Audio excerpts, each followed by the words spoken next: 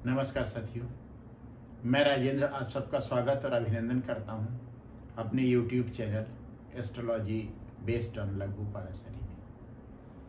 आज का विषय है मेष लग्न के राजयोग। सारे भावों की बात मैंने कर ली, अब लग्नों की बात। पहली लग्न मेष लग्न। यदि आपकी मेष लग्न है तो यह वीडियो आपके लिए उपयोगी है। यदि मेष लग्न नहीं है, कोई और लग्न है, तो इस वीडियो के माध्यम से एक रूपरेखा बनेगी जिससे आपकी लग्न को समझने में आपको आसानी होगी। अब राजयोग से पहले यह देखें कि कौन कौन से ग्रह शुभ होंगे, कौन कौन से अशुभ होंगे।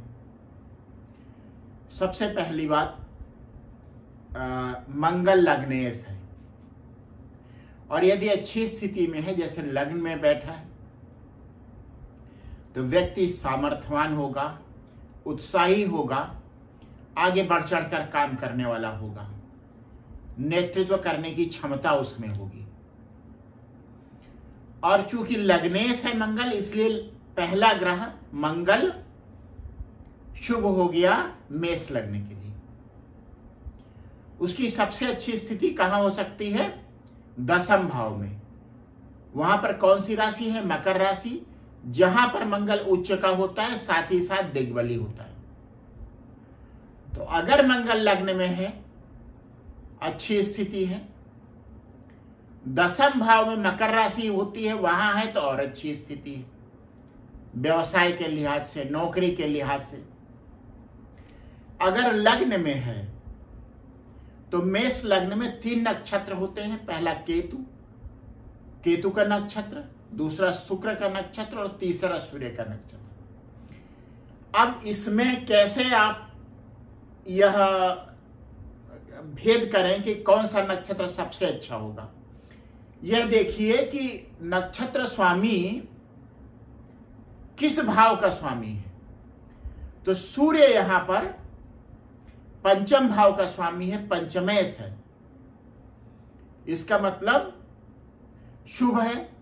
तो मंगल यदि सूर्य के नक्षत्र में है तब सबसे अच्छे फल देगा।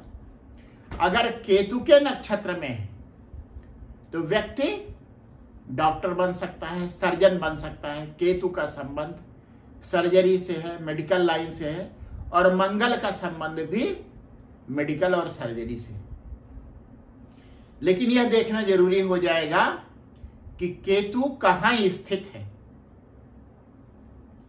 उसके बाद बात आती है शुक्र की।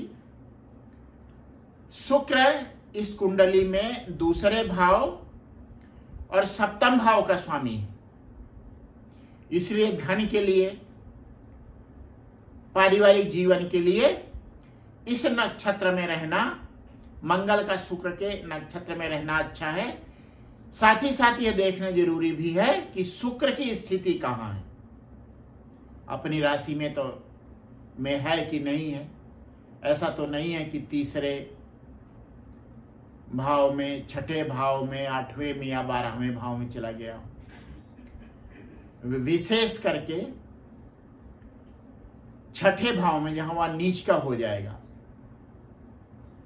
12वें भाव में उच्च का होगा तो उतना गड़बड़ नहीं होगा, सही होगा। यह है कि व्यक्ति शुक्र की महादशा में एकांत में रहकर कुछ कुछ करना चाहेगा। तो यह तो बात हुई लग्नेश मंगल की, लग्न में अच्छे फल, और उससे भी अच्छे फल दशम भाव में बैठ कर देगा।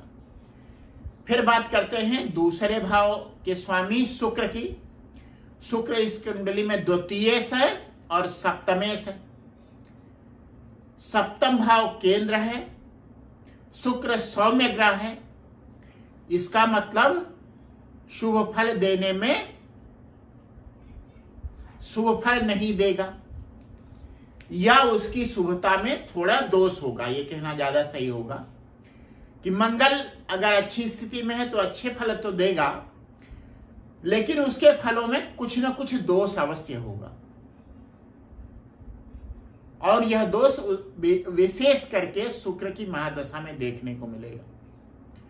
उसके बाद आते हैं तीसरे भाव के स्वामी बुध की बात करते हैं। बुध तीसरे और छठे भाव का, दो अशुभ भावों का स्वामी होकर मेष लग्न के लिए सबसे ज्यादा अशुभ है। तो लग्नेश मंगल की बुध के साथ युति, सूर्य की बुध के साथ युति या गुरु के बुध के साथ युति लग्न को लग्नेश को, जातक स्वयं को, संतान को या पिता को कष्ट देगा, उससे अनायास मेहनत करवाएगा और बीमार भी बना देगा। तो बुध की युति किसी ग्रह के साथ रहना ठीक नहीं है मेष लग्न के लिए। उसके बाद चंद्रमा चतुर्थ भाव का स्वामी है और चंद्रमा चतुर्थ भाव में दिग्बली भी होता है। तो चंद्रमा, अब इसमें एक दोष आता है कि यह सौम्य ग्रह है और चतुर्थ केंद्र का स्वामी है, अच्छे फल देगा। अगर बलवान है तो अपनी दशा महादशा में मकान, भवन, गाड़ी का सुख देगा, माता का सुख देगा, लेकिन माता की भावुकता जातक के लिए कभी कभी भारी पड़ सकती है। यह थोड़ा सा दोष हुआ उसका। उसके बाद पंचमे सूर्य शुभ है, दूसरा सबसे शक्तिशाली शुभ भाव। छठे भाव, सातवें भाव की बात कर चुके हैं, आठवें भाव की भी बात कर चुके हैं। आठवें भाव का भी स्वामी मंगल है, जो लग्न में बैठकर और दसम भाव में बैठकर अच्छे फल देगा और अष्टम भाव में बैठकर भी अच्छे फल देगा, लेकिन उतने नहीं देगा। और विशेष करके यदि अष्टम भाव पीड़ित है तब। उसके बाद बात आती है गुरु की। गुरु नवम भाव का स्वामी है, साथ ही साथ द्वादश भाव का स्वामी है। नवमेश होने के कारण तटस्थ भाव द्वादश के भी अच्छे फल देगा। सबसे अच्छे फल मेष लग्न में गुरु देने में सक्षम होता है। यदि मंगल लग्न में सूर्य के नक्षत्र में हो और गुरु नवम भाव में हो, तब व्यक्तित्व को बहुत अच्छा बनाएगा। एक राजसी व्यक्ति होगा, वह जातक में एक राजसी व्यक्ति के गुण होंगे। उसके बाद इसके अलावा गुरु की उच्च राशि पड़ेगी चतुर्थ भाव में। तो चतुर्थ भाव में यदि चंद्रमा के साथ बैठा हुआ है उच्च का होकर गुरु अपनी राशि कर्क में चंद्रमा के साथ बैठा हुआ है, तो एक बहुत अच्छा योग बनाएगा संपत्ति के लिए, जिसे आप राजयोग भी कह सकते हैं। उसके बाद दसम और एकादश भाव का स्वामी शनि है। 11वें भाव का स्वामी होने के कारण इसे शुभ नहीं कहा जाता है। हाँ, यह है कि अपनी दशा महादशा में व्यवसाय से संबंधित और धनोपार्जन से संबंधित अच्छे फल देगा, लेकिन साथ ही साथ कुछ शारीरिक मानसिक रोग भी देगा। यह हुई 7 ग्रहों की बात। राहु और केतु जहां बैठे होंगे, उस भाव का स्वामी जिस स्थिति में होगा उसके अनुसार उन भावों के फल राहु केतु देंगे जिस भाव में बैठा है उसके स्वामी के अनुसार। जैसे राहु लग्न में बैठा है तो मंगल के अनुसार फल राहु देगा। राहु अगर दूसरे भाव में बैठा है तो शुक्र के अनुसार फल देगा। अब दोनों के फलों में अंतर क्या होगा कि राहु की प्रकृति दूसरी तरह है। दूसरे भाव में बैठकर राहु धन के लिए तो अच्छा होगा, लेकिन परिवार के लिए उतना अच्छा नहीं। तो इसमें जो बनने वाले योग हुए, एक तो बड़ी अच्छा सा योग बनेगा गुरु और चंद्र के साथ, अगर ये दोनों चतुर्थ भाव में बैठे हुए हैं। साथ ही साथ अगर मंगल दसम भाव में बैठा हुआ है तो मंगल वहां पर दिग्बली होगा और चंद्रमा चतुर्थ भाव में दिग्बली हो गया। तो गुरु, चंद्र और मंगल की युति बनेगी। नवमेश, द्वादशेश, लग्नेश, अष्टमेश और चतुर्थेश की युति। जातक के जीवन में सब अच्छा ही अच्छा होगा, विशेष करके गुरु और मंगल की महादशाओं में। तीसरे नंबर पर चंद्रमा की महादशा है।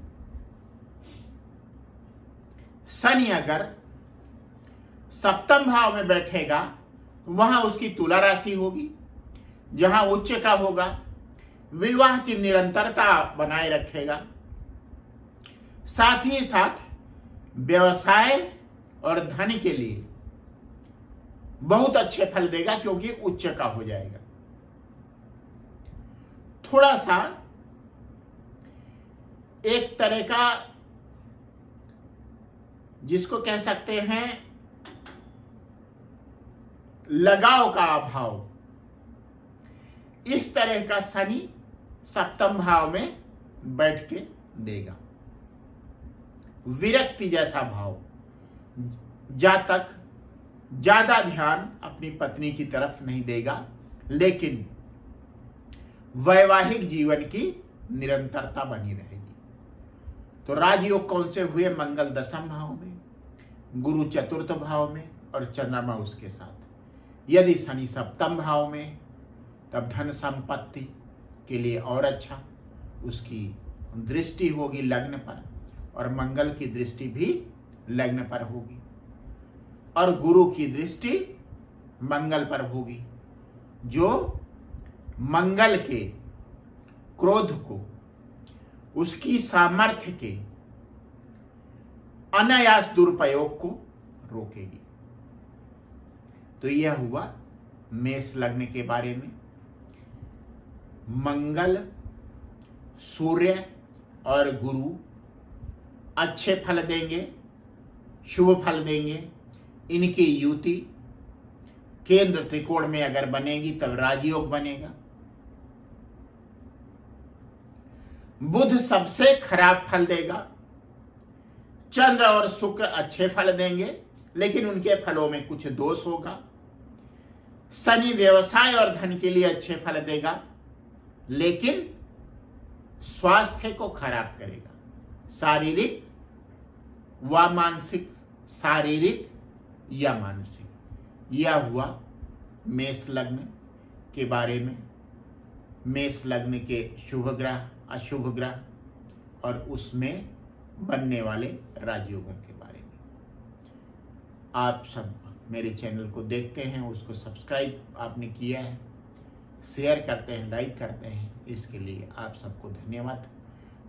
यदि आपने अभी तक मेरा चैनल किसी वजह से सब्सक्राइब नहीं किया है तो उसे सब्सक्राइब अवश्य करें। एक बार फिर से आप सबको बहुत बहुत धन्यवाद।